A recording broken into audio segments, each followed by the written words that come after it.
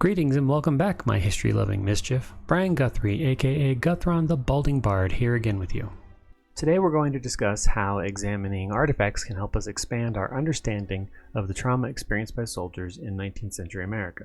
The Civil War soldier specifically wrote of his experiences more than any generation in history, allowing posterity a unique insight into their wartime careers.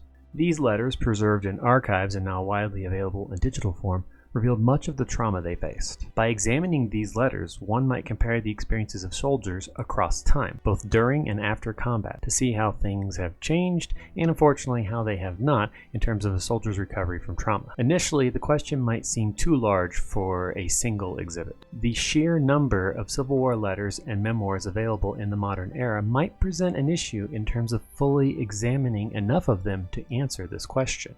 However, many of these issues that past historians have faced have fallen away with modern digital technology that aids in study, thus allowing the modern historian to more quickly and easily access and search this treasure trove of personal history.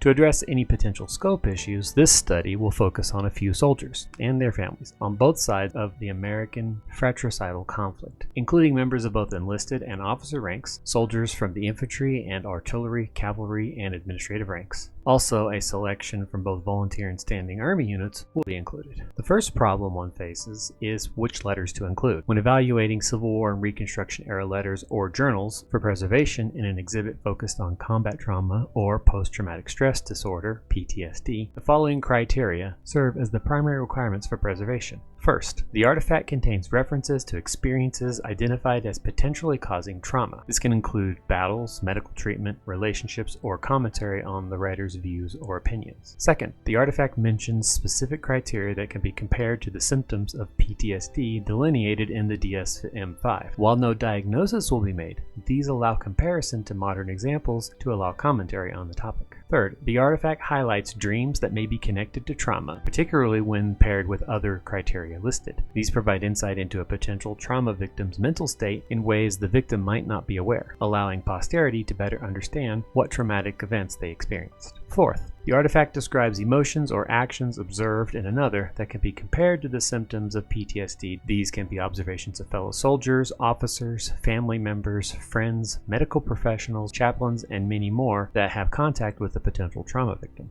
Fifth, the artifact provides diagnosis or observations from professionals that can be compared to the symptoms of PTSD. These observations come from a person holding some degree or certification as a professional qualified to provide a diagnosis or observation on the traumatic experience. Most commonly, a doctor, nurse, chaplain, or something similar. Using those 5 criteria, we now have a guideline for what to include in such an exhibit. Well, that's all for this video post. Stay tuned for more videos upcoming as I continue preparing this exhibit and continue working on my dissertation. Until next time.